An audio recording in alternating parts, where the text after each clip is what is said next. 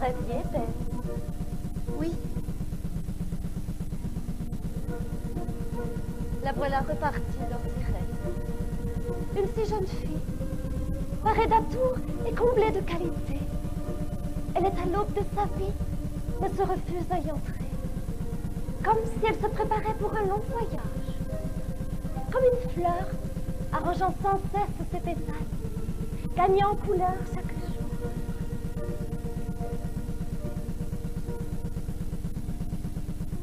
Va-t-elle passer sa vie en préparatifs, à courir après des chimères, à rêver d'idéal, à imaginer qu'il viendra la chercher? Elle!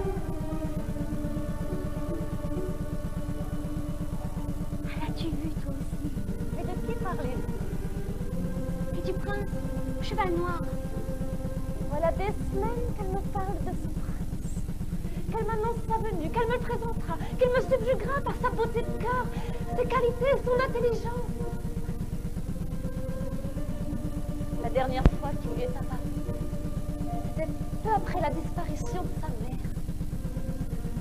Nous avons vu là un contre-coup au choc, puis il est devenu de plus en plus présent. Il prenait corps et... Belle! Belle! As-tu vu ce regard clair? Vous m'avez parlé de ce rêve. Mais je ne te parle pas d'un rêve. Mais de ce regard clair, limpide, vif comme les eaux d'un torrent. Non, bien sûr, tu n'as rien vu, rien entendu non plus. Ta voix grave, très précise quand il choisit ses mots. Tu n'as pas senti que derrière cette force et cette assurance se cachait douceur et tendresse. Oh, depuis que je sais ce qu'aimer veut dire, je l'attends. Je sais que c'est lui. Un prince charmant, en quelque sorte. Celui qui vous tire de votre sommeil. Depuis que vous avez entendu votre mère, adorable et douce, vous expliquer ce qu'est l'amour. Vous vous êtes endormi, enfant sage et docile. Vous avez écouté votre mère. Il vous suffisait d'attendre, et bien après. Mais je sens bien que tu te moques. Je te croyais pourtant mon amie, ma sœur, celle à qui je pouvais parler sans craindre les moqueries. Au contraire de ces deux pestes jalouses que sont mes vraies sœurs.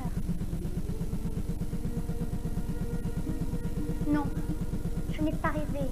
Regarde, il ne pousse plus de rose ici depuis 10 ans. Dis-moi, d'où vient celle-ci?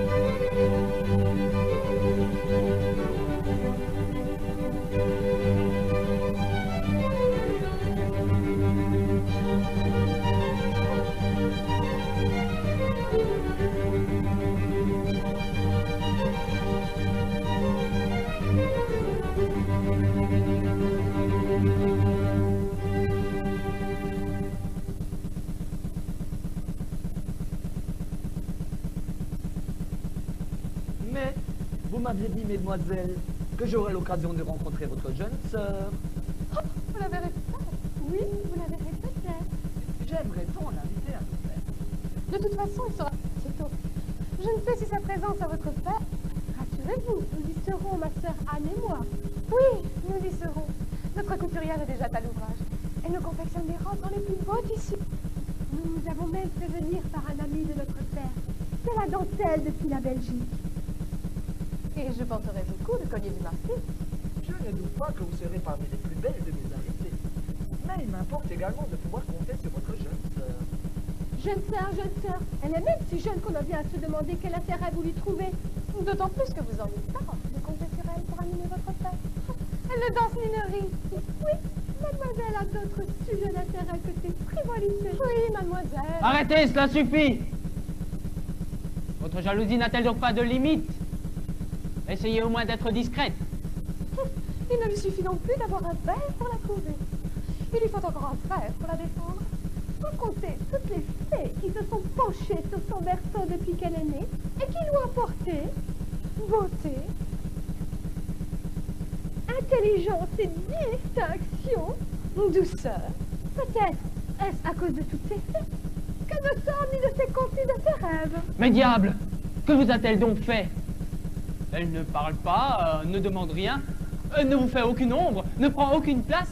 Pourquoi vous acharnez sur elle? Oui, pourquoi nous en prenons-nous à cette fille modèle? Chut, voilà le modèle.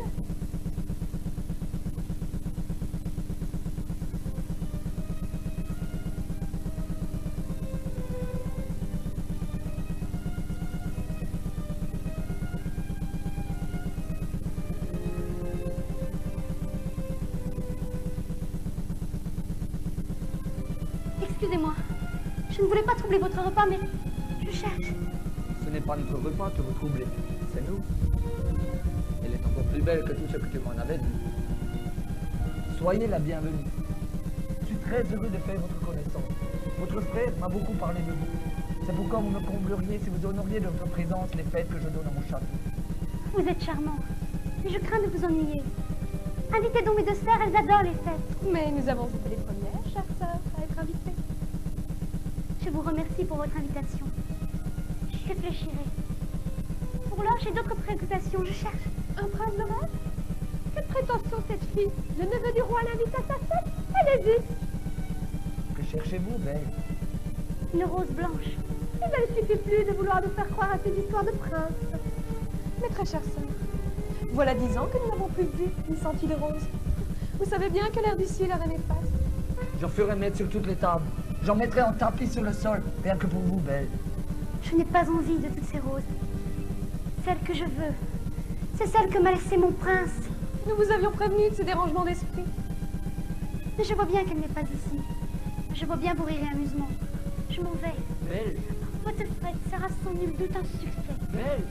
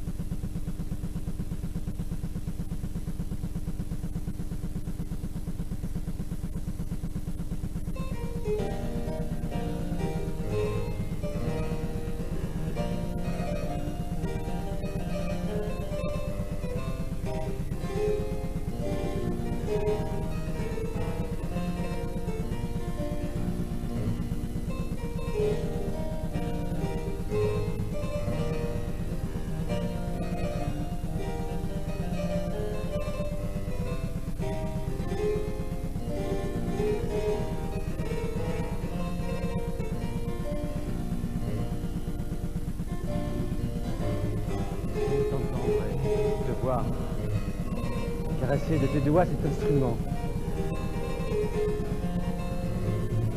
Ta mère avait raison. Elle disait qu'il y avait là, dans le tableau de sa fille au plafond, un régal porte d'essence. Je t'en prie, continue de jouer. Il m'est plus facile de te parler pendant que tu joues. Tu sais à quel point la mort de ta mère m'a affligé.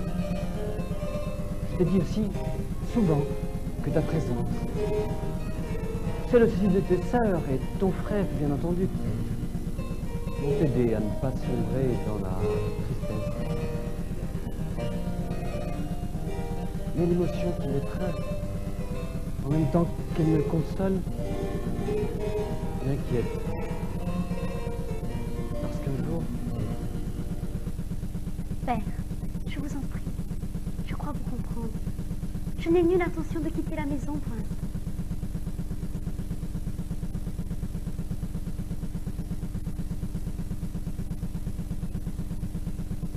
C'est précisément ce qui m'inquiète. Pourquoi, Belle, ne songes-tu point à prendre époux? Pourquoi refuses-tu toutes les invitations et les beaux partis qui se présentent à toi? Vous savez bien, Père, que je n'ai pas de l'amour la conception de mes deux sœurs. Ma mère m'a appris la patience, l'exigence. De plus, cela tombe fort bien. Cela me permet de m'occuper de mon père, que je trouve fort préoccupé ces temps-ci. Il est du devoir des pères de s'occuper de leurs filles et non l'inverse, que je sache. Il n'empêche qu'avec ces histoires de bateaux qui n'arrivent pas, je vous vois bien, toujours dans vos comptes, toujours à aller et venir, à rentrer la mine sombre. Vous avez beau faire semblant. C'est vrai que mes affaires ne sont guère brillantes ces temps-ci, et que j'ai engagé une grosse somme dans cette dernière expédition. Mais si mes calculs sont bons, je pourrais bientôt t'offrir la dot que tu mérites. Père, vous savez bien que cela n'est pas ma préoccupation. Et que de plus, j'espère être choisie pour autre chose que ma dot. Mais tes sœurs, elles... Je ne les oublie pas, bien au contraire. Et je vois bien que vous vous êtes engagé dans cette aventure, non pas pour mener grande vie, mais pour assurer à vos filles de beaux partis. Mais c'est bien là le devoir d'un père. Certes, mais il est des cas où les filles ne méritent pas leur père. Elles abusent de sa confiance, ou de sa faiblesse. Qu'entends-tu par là? J'entends par là que mes sœurs, avec leur goût de luxe, leur frivolité, leurs idées de grandeur, vous exploitent, et pour tout dire, vous ruinent. Belle. Ne voyons moi ni jalousie, ni envie. Simplement le souci de vous protéger. C'est vrai que les créanciers m'assiègent et que je ne pourrais leur cacher l'état de ma fortune beaucoup plus longtemps.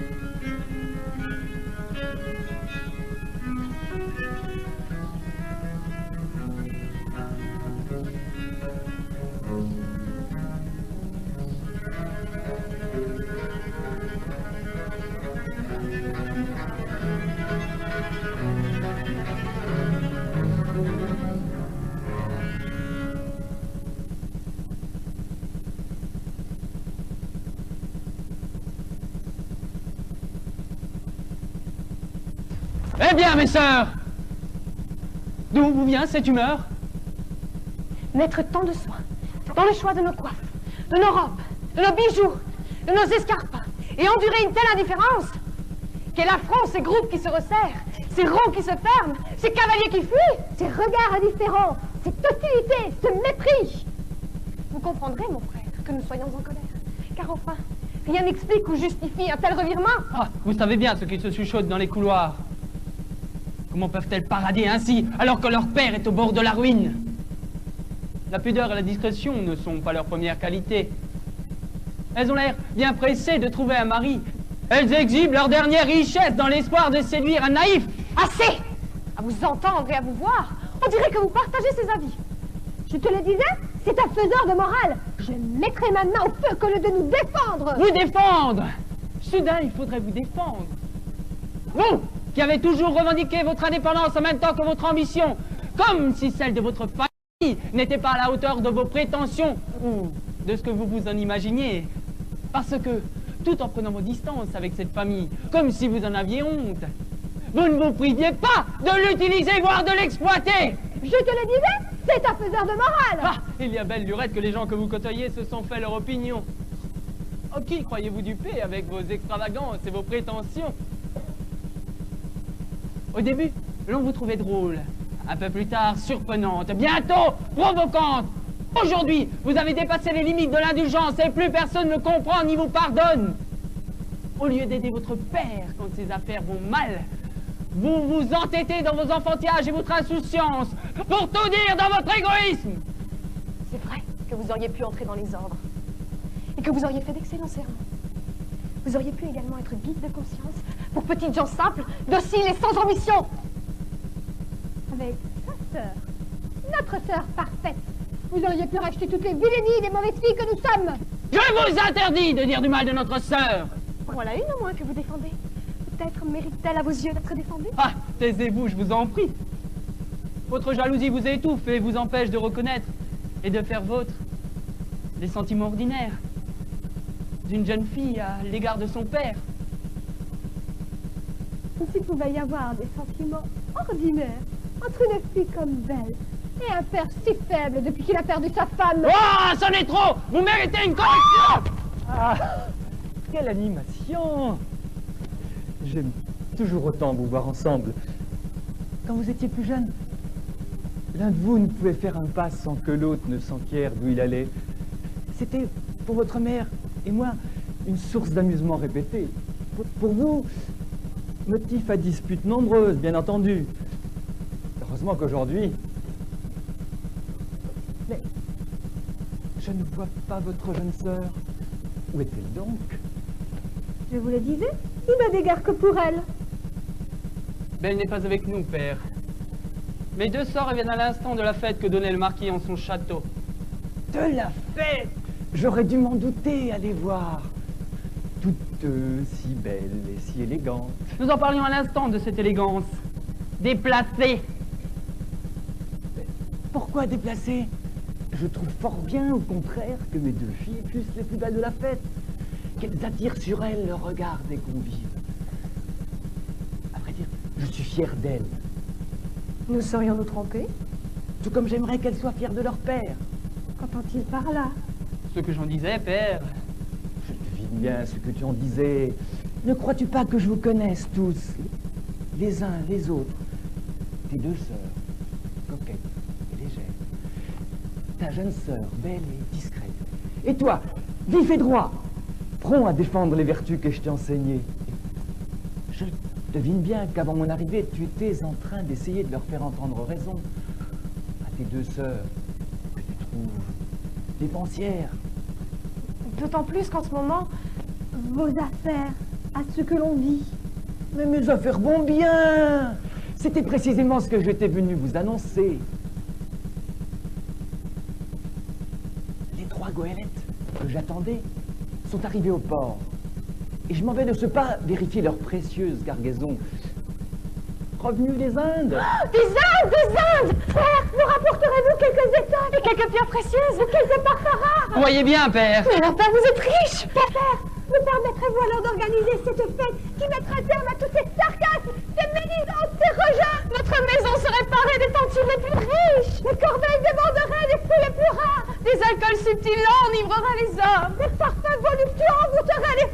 Arrêtez-les, père! Et pourquoi les arrêterais-je? Je réalise enfin ce dont un père rêve. N'est-ce pas exaucer le rêve de ses enfants? Même s'il manque de jugement? Qu'en sais-tu, toi, de ce qui est juste, vrai, important? Père, me rapporterez-vous ma rose?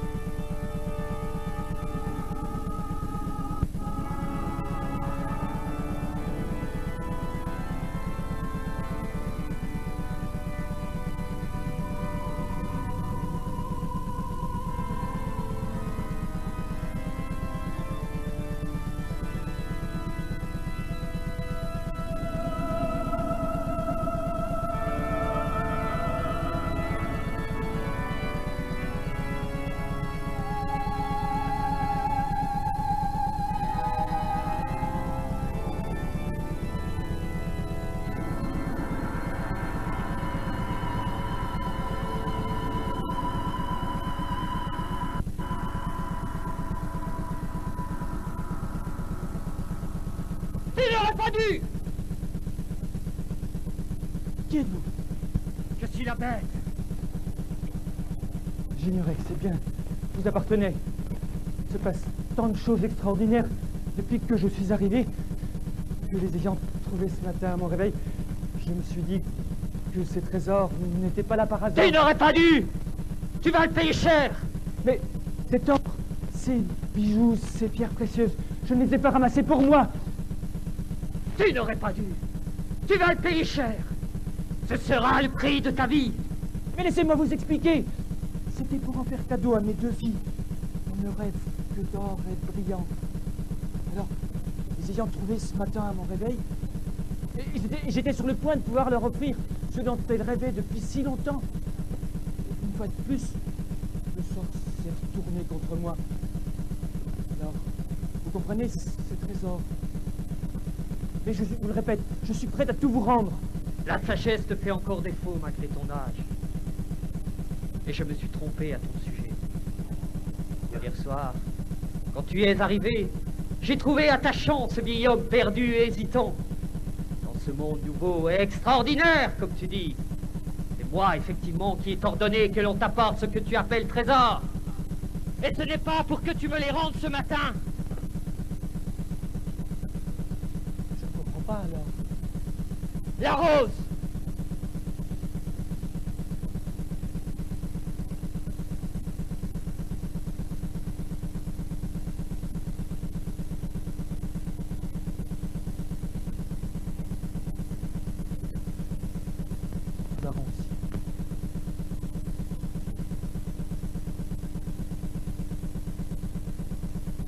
Ce n'est pas si simple. Tu apprendras qu'ici rien n'est simple. Cette rose était là hier soir. Elle y était depuis des siècles. Depuis que je suis devenu la bête. Qu'elle est devenue la rose. Seul lien avec le monde de la beauté. Seul lien avec mon histoire. Mon passé. J'ignorais que... Mais tu as fait comme si tu savais. Comme font souvent les hommes. Ils croient comprendre. Et s'appuyant sur des vérités partielles, s'arrogent des droits. Tu as découvert à tes pieds ce matin des trésors qui n'existaient pas hier au soir. Et soudain, ce monde qui te semblait hostile t'est devenu familier. Tu te l'es approprié en entier, y compris cette rose qui ne t'appartenait pas. Tu as confondu l'or, les bijoux, les pierres, la vie. Tu as pris la vie. Tu payeras de la tienne.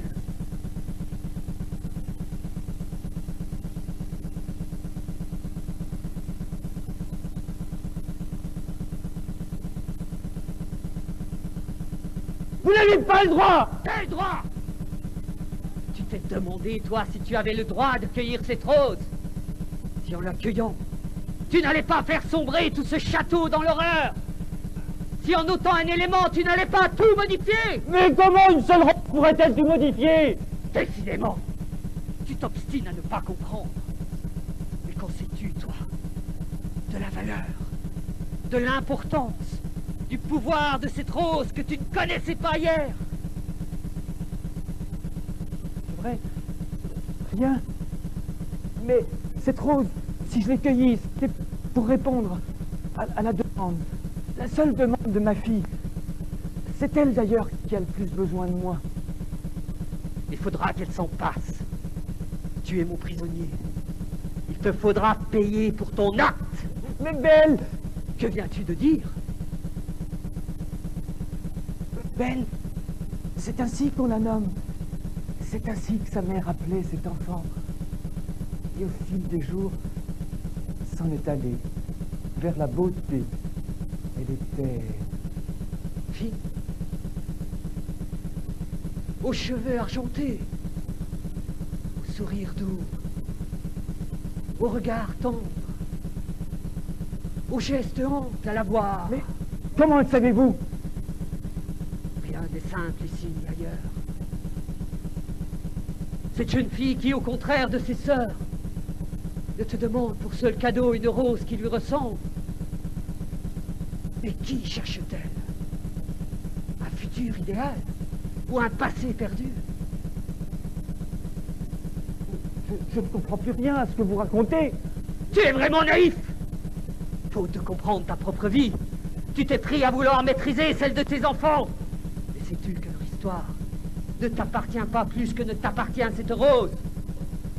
De plus, tes enfants ont moins besoin de toi que tu t'obstines à leur faire croire. Mais Belle est si jeune.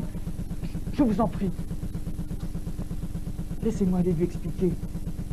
Je vous promets de revenir avant 3 lunes. Mais quelle valeur peut bien avoir la parole d'un homme comme toi, qui confond avoir et être, les rêves, les projets, les siens et ceux de ses enfants? Ta confusion me sidère!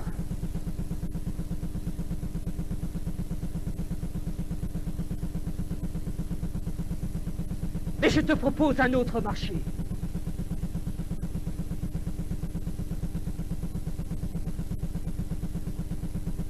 Tu auras la vie sauve. Et tu pourras t'en retourner chez toi. Si tu demandes à l'une de tes filles de venir jusqu'ici dans mon château pour me tenir compagnie.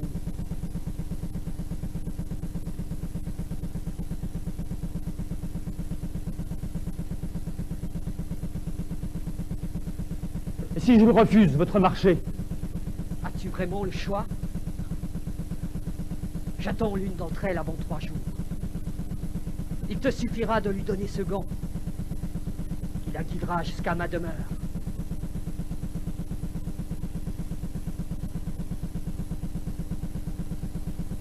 Et ne t'avise pas de rompre notre contrat. Je saurai où te retrouver et comment te faire payer ta dette. Pour l'heure, tu peux emporter tes trésors.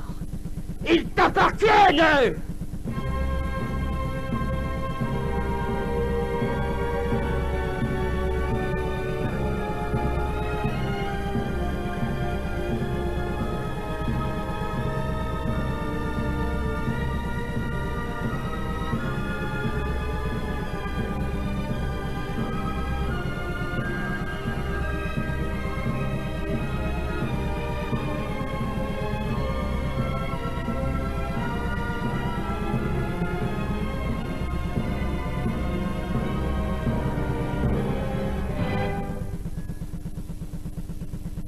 Qu'avait-elle donc à vouloir une rose? Voilà ce qui leur coûte quand une sotte demande l'impossible.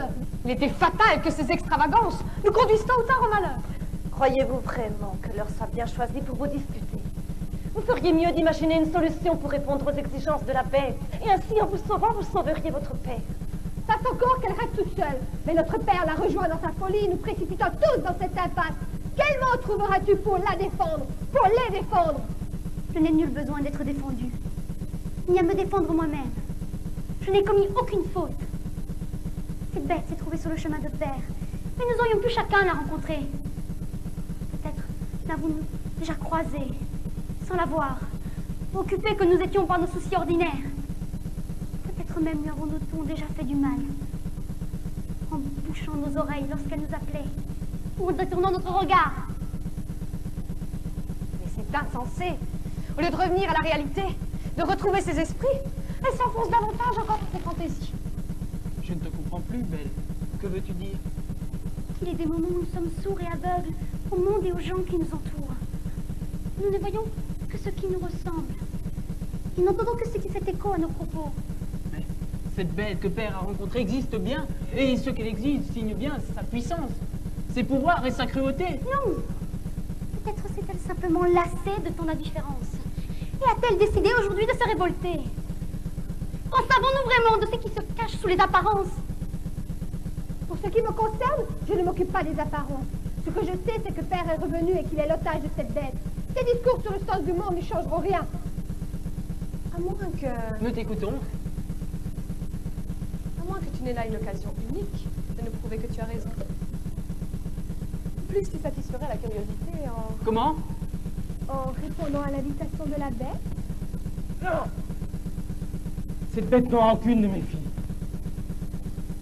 D'ailleurs, ce contrat ne m'engage pas. Je l'ai accepté sous la menace. De plus, cette bête n'existe peut-être même pas. Il arrive souvent aux vieillards de fabuler. Je n'ai fait qu'un cauchemar faire. Cela n'est pas possible.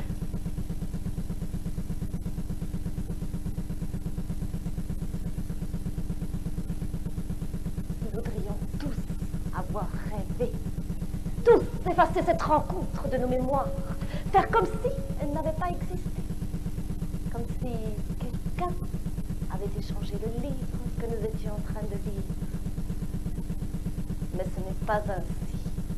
Il s'agit bien du même livre. Et c'est un autre chapitre. Oui, et Second est là pour nous rappeler à la réalité. Il nous indique la voie à suivre, nous n'avons pas le choix. Non! Ne touche pas. J'interdis à quiconque d'y aller. Si nous restons tous ensemble, là, il ne peut rien nous arriver. Qu'est-ce que j'ai encore à craindre? Ma vie arrive à son terme. Croyez-vous vraiment que mettre des œillères suffise? Ce que vous nous avez dit des pouvoirs de cette bête laisse entendre que tôt ou tard elle parviendra à ses fins. Sauf si nous opposons à ses pouvoirs et sa cruauté, notre intelligence et notre vaillance. Car enfin, cette inouïe nous laisse imposer sa loi sans résister. Moi, la belle lurette que les monstres n'existent plus, et je vais, de ce pas, ou l'abattre, ou l'amener à raison. Vous savez que vous pouvez compter sur moi, je serai toujours à vos côtés. Venez, vous, accompagnez-moi, allons chercher nos armes.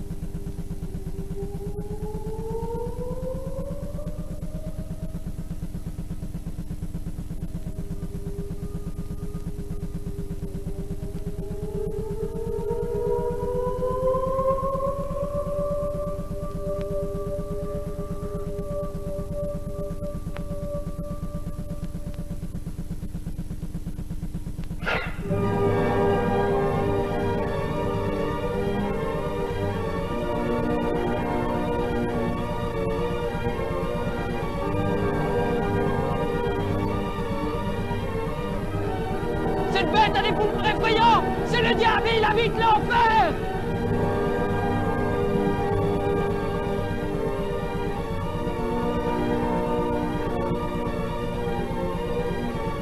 Ce château est hanté! Le sol se dérobe sous les pieds! Les portes s'ouvrent sur le néant! Les murs surgissent au milieu de nulle part! L'eau se transforme en pierre! Le vent enveloppe les arbres! Les éléments se déplacent, se métamorphosent! Derrière chaque colonne se cachent des êtres bizarres! Une armée ne pourra assiéger une telle place! Les meilleures troupes n'en viendraient à bout! Mais qu'avons-nous fait pour mériter une telle punition? Nous sommes condamnés à subir sa loi!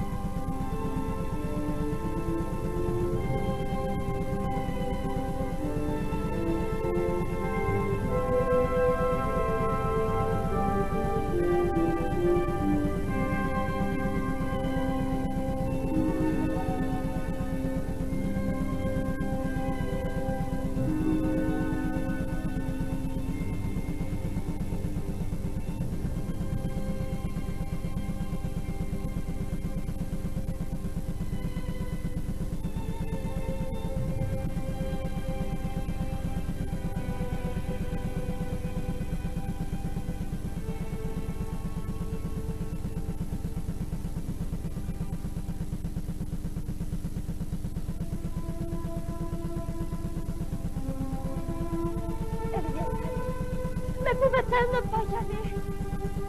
D'un côté, impérieux, accablé, hésitant, prenant son aveuglement pour du courage, offrant sa vie, mais ignorant qu'elle ne vaut plus rien, qu'elle n'est plus une monnaie d'échange. De l'autre, des sorts insouciants, égoïstes, pour qui le monde se limite aux biens qu'elles peuvent accumuler, qui s'arrêtent là où se pose leur regard desséché.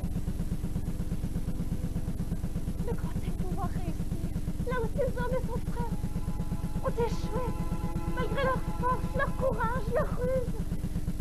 A-t-elle d'autres armes à faire valoir? Que cherche-t-elle? À quel appel a-t-elle répondu? Soulager le tourment de son père, ou répondre aux provocations de ses sœurs ne peuvent être les vraies raisons de son départ.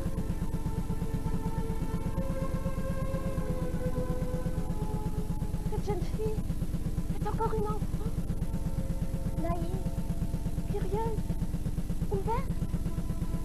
Ses sens sont en aguet chaque instant. Et capte la vie dans sa richesse, dans ses mystères.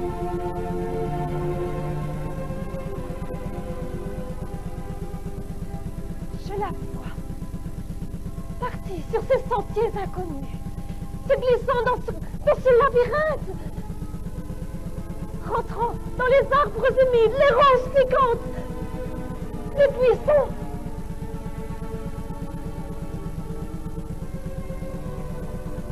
Se rapprochant de plus en plus de cette bête cruelle et monstrueuse, là où le vent claque, où les ténèbres dansent. Mon Dieu, qu'elle est fragile. À quoi lui sert son courage dans ce monde hostile? Sa beauté dans cet univers de laideur?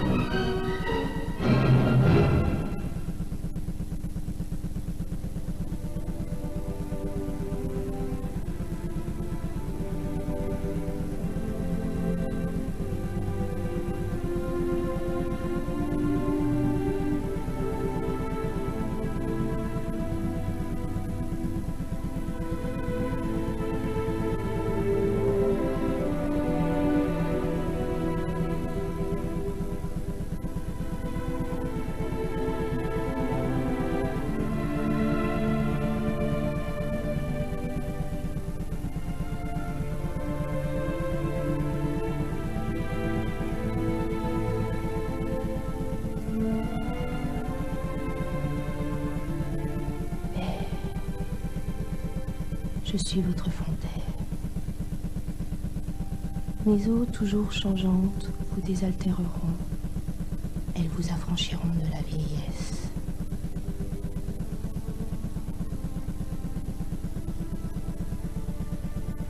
Mais je suis votre palais. Entre l'abîme et le ciel, je suis votre refuge. Je serai le lieu de vos richesses et de vos secrets.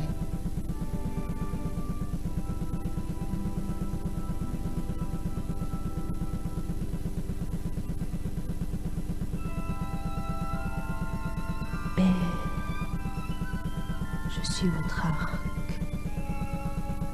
Mes flèches traverseront les ténèbres du mal et de l'ignorance. Elles iront se planter dans la cible de la vertu.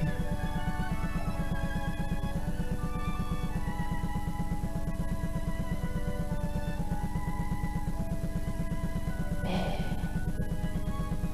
je suis votre lumière. Si je meurs chaque soir pour renaître au matin, ce sera pour guider vos pas vers la connaissance.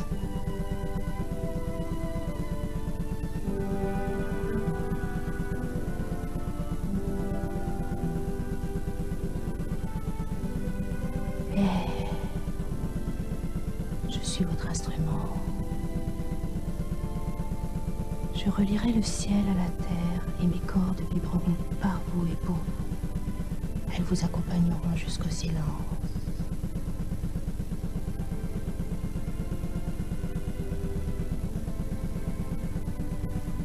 Et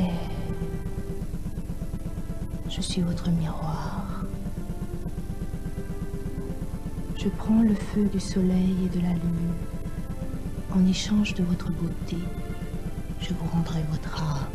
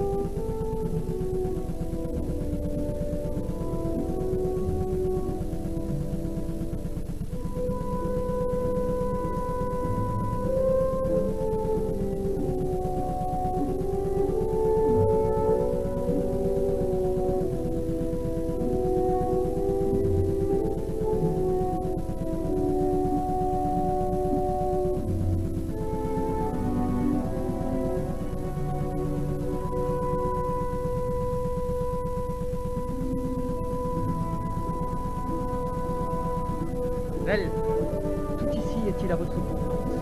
La bête? Je vous en prie, ne me regardez pas. Ce château triste et sans âme vous attendait. Et vous l'avez réveillé. Je n'y suis pour rien. Je n'ai rien fait.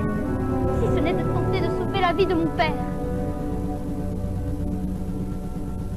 Et venir chercher cette rose qu'il n'a su vous rapporter. Donc cela, c'est elle. Ayez crainte. Elle ne vous veut aucun mal et ne vous obligera en rien. D'ailleurs, elle ne vous a pas contraint à venir. C'est vous qui avez répondu à son appel. C'est bien ainsi que je la voyais dans mes rêves. Non, c'est ainsi que je l'ai vue et caressée, un soir juste avant qu'elle ne disparaisse. Mon Dieu, qu'elle est belle. Mais sa laideur, ne vous effraie-t-elle donc pas? Elle est encore plus belle. Je n'avais vu qu'une infime partie de ses couleurs. Elle vous attendait là, cachée, terrée dans son antre. Et vous voilà, belle. Elle ose se montrer. Pourquoi ai-je donc tant tardé? Pourquoi ne chercher plus vite à la rejoindre? pourquoi ai-je confié à mon père le soin de me la retrouver. Peut-être n'étiez-vous pas prête pour cette rencontre. Vous vous promeniez encore dans le jardin de vos rêves et de vos hésitations, en demandant à votre père de vous guider. C'est vrai que le chemin de la découverte est long et sinueux, mais quittant ma famille, j'ai commencé à le parcourir. Continuez, je vous en prie. Ici, le temps et l'espace vous appartiennent. Quant à moi, je me tiendrai à l'écart. Mais je serai là, chaque soir, à l'heure de votre dîner, pour vous poser qu'une question. Toujours la même. Belle! Belle, voulez-vous m'épouser? Non!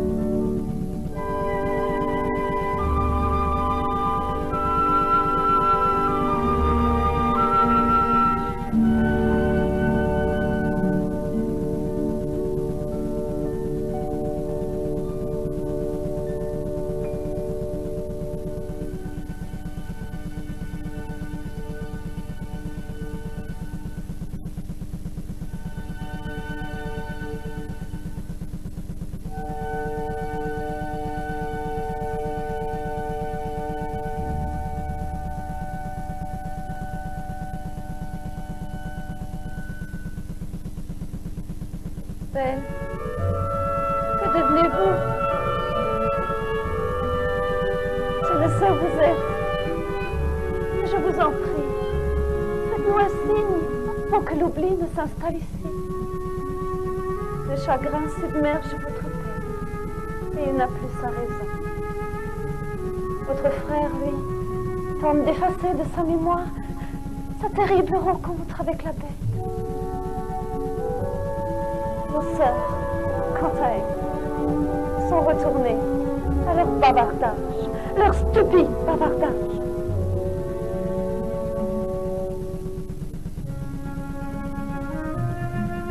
J'aime à croire que votre silence prépare votre retour. Mais ma foi est fragile. Donnez-lui un gage qu'elle ne se trompe pas.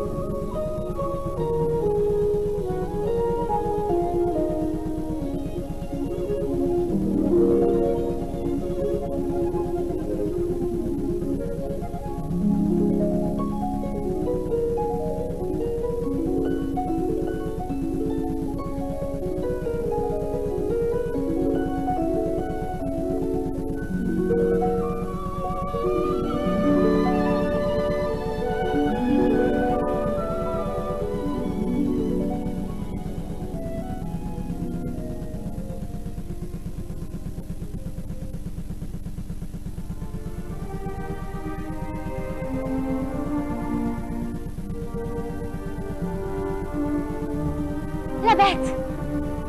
Vous êtes là. Je suis contente de vous voir. J'en arrive à souhaiter que le soleil se couche chaque soir un peu plus tôt. Ah, j'attends votre retour. Je ne vous effraie donc plus. J'ai appris à vous connaître. C'est que vous faites l'impossible pour rendre mon séjour agréable.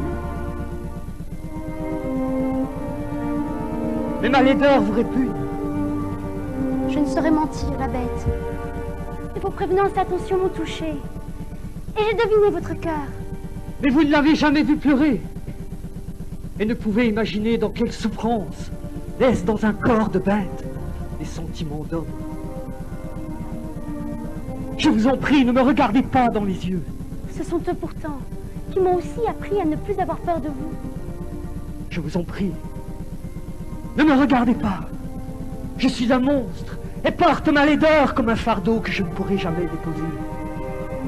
Si mes yeux trahissent mon âme, ils sont cependant perdus dans un horrible corps de bête.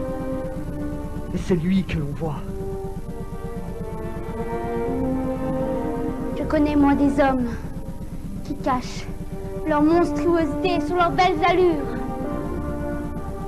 Sûrement avez-vous rencontré aussi des hommes comblés, à qui le ciel avait donné le cœur et la beauté. Mais, aimez-vous? Vous le savez mieux que moi, la bête. Mais il est encore trop tôt pour en parler. La rose qui était close est encore si fragile. Je vous vois triste, la bête. Ce n'est rien. La tristesse tient compagnie à ma laideur depuis si longtemps. Mais ce qui m'importe, c'est que vous soyez heureuse. Alors, la bête, j'ose vous le redire, je m'ennuie. Malgré tous les soins que l'on porte ici, à me servir, je suis seule toute la journée, à attendre le soir pour vous parler. Je vous l'ai dit le premier jour. Je ne vous imposerai pas ma présence. Et j'aurai la patience d'attendre votre réponse à ma question. La bête, apprendrez-vous aussi le temps, tel qu'il veut que vous le connaissez. Celui qui permet que la nuit enveloppe les lumières du jour, que le printemps chasse l'hiver, que le bouton devienne fleur.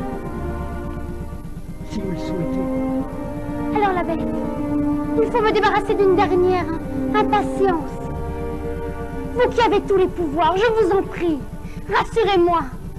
Dites-moi comment va mon père.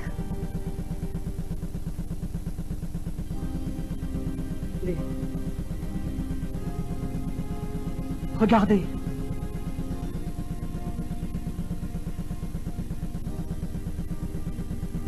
Où êtes-vous, les enfants?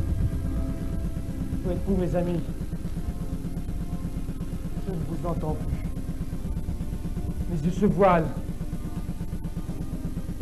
Sur le fil de l'épée, entre la vie et la mort.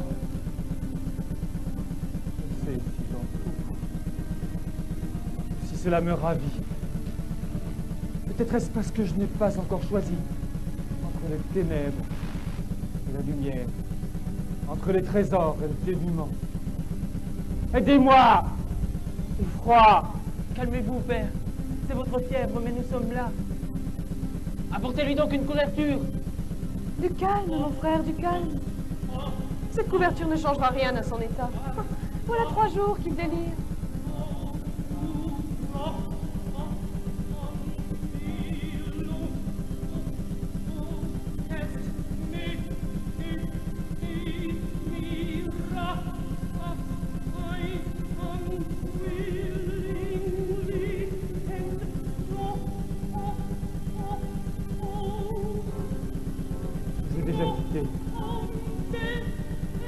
Voilà devant ce pont. Mes fautes, mes erreurs, mon entêtement, le rendu bien étroit. Et pourtant, de l'autre côté, je sens le nouveau. Y ai-je droit? Y retrouverai-je ma fille? Où était-ce l'enfer que j'ai visité? C'est chaud! Je vous le disais, cette couverture ne guérit rien. Pas de la décision en tout cas. Il n'a jamais su ce qu'il voulait. Aujourd'hui encore moins bien clair. Mes sœurs! Et si, pour une fois, vous l'écoutiez. Je sais que c'est difficile pour vous. Vous avez pris l'habitude depuis si longtemps de ne rien entendre quand il parlait. Mais aujourd'hui, écoutez-le. Sa voix a changé. Ce qu'il dit est différent. Je vois une haute muraille. Est-ce celle que j'ai construite pour me protéger? Celle qui me sépare du sanctuaire. Mais ce mur est aveugle. Je suis dans le noir. Je n'y vois point de porte. Et quand bien même l'aurais-je trouvé, que dirais-je au gardien quand il m'interdira l'entrée? Parce que j'ai entraîné les miens dans mes errements.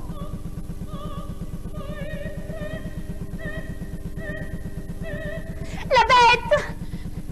Voyez bien! Il faut que j'y retourne! Mon père m'imagine damné sans croix coupable. Son voyage dans votre royaume l'a fait vaciller dans cette certitude. Et mon silence l'empêche de reprendre sa route. Laissez-moi les lui expliquer. Je saurai trouver les mots. Je vous promets de revenir. Il ne verra que votre retour. Et on oubliera son voyage. Ce ne sera pour lui qu'un rêve qui lui aura échappé. Au lieu de s'en nourrir, il se dépêchera de vous dire qu'il n'a point été. L'émotion de vous retrouver lui fera oublier ses découvertes.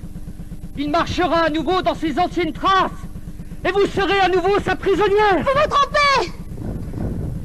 Mais votre méfiance vous empêche de croire en lui. Mais je connais mieux mon père que vous ne le connaissez. Laissez-moi les lui expliquer, leur expliquer. Je saurai trouver les mots. La bête, l'aimez-vous vraiment? Mais vous le savez bien. Et que leur direz-vous? Vous croirez-ils? Je leur dirai. Il me reste encore des choses à apprendre auprès de vous. En attendant... En attendant quoi? La rose grandisse. Soit. J'attendrai le temps de 3 lunes.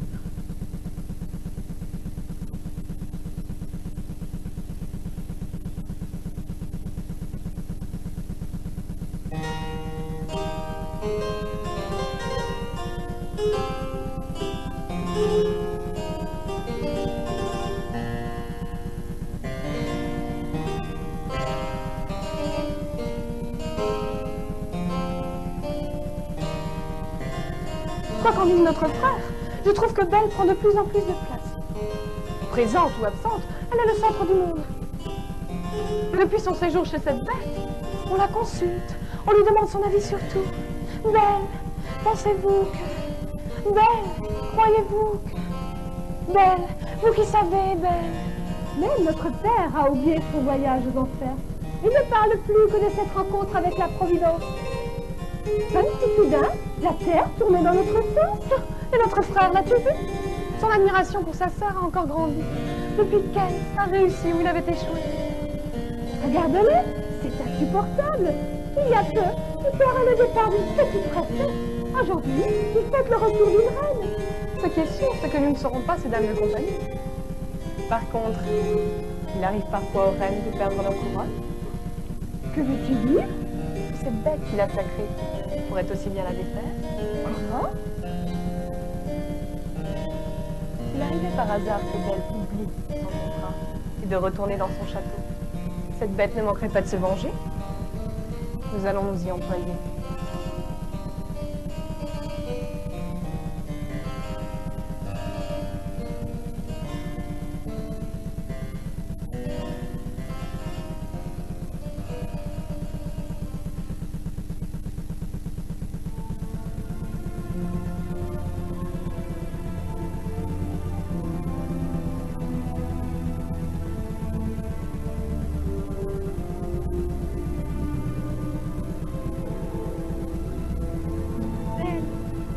N'y retournez pas. Votre jeunesse ne vous empêchera plus de vous entendre. Belle, un vent de douceur a soufflé sur nos cœurs. Faites-nous partager votre sagesse. Restez. Belle, tu nous as appris à ne plus tisser serrer l'étoffe de nos croyances. Ne nous abandonne pas. Belle, n'y retournez pas. Votre retour a apaisé le tourment de notre père. Ne le réveillez pas. Belle, vous le savez bien, Père ne survivrait pas à votre départ. Restez.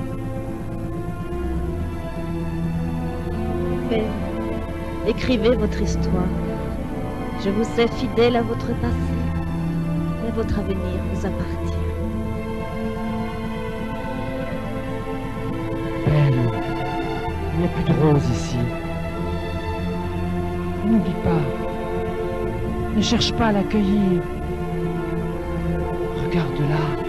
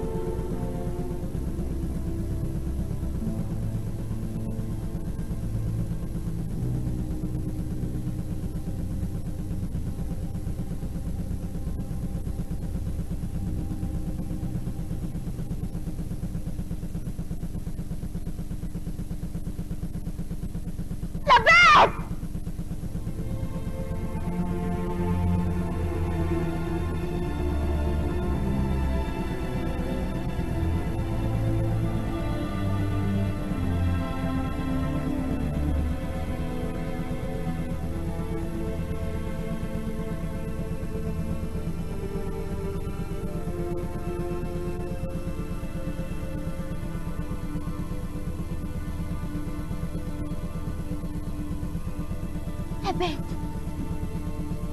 J'ai tardé. Mais je suis revenue.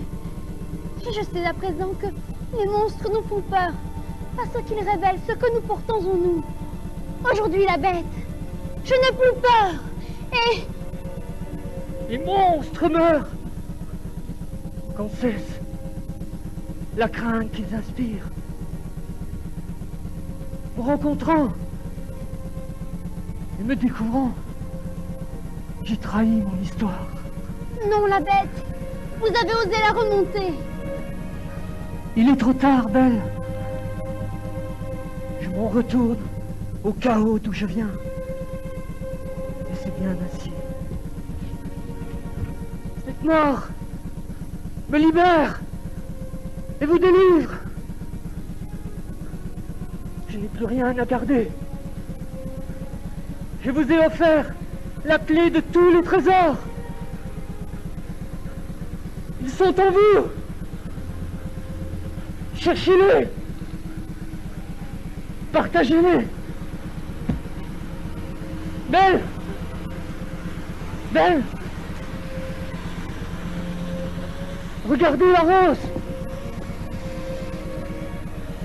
Non, la bête. Ne mourrez pas.